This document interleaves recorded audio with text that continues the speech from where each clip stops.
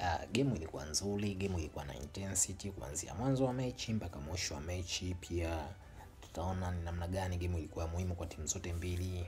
Hii ni kutokana na matukio kadhaa yalikuwa yanatokea uwanjani, matukio ya kuvutana, matukio ya kushikana, hadi inapelekea mchezaji wa Singida Black Stars bwana Jonathan Sowa kupatiwa kadi mbili za njano na hivyo kupelekea kutokumaliza mchezo, kwani ilimpelekea kupata kadi nyekundu.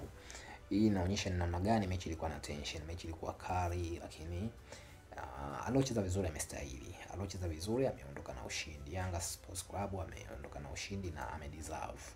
So bila shaka yeye ndio timu bora, Yanga ndio timu bora kwa msimu huu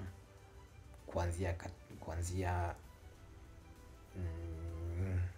ngao ya jamii, lakini pia ligi kuu na mpaka tunakuja kufunga msimu kwa katika finali ya Confederation Cup. Yanga amedeserve, ameonyesha kwamba wao walijiandaa na msimu.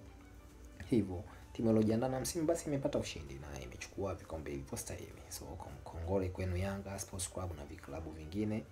Inabidi mjipange sasa, msimu unaokuja tunahitaji kuwa na challenge. So timu moja inachukua makombe yote matatu au makombe yote mawili, kwamba kama huyu atachukua hili mwingine achukue jingine. Next season hakuna excuse, tunahitaji ushindani wa nguvu, ushindani wa kweli.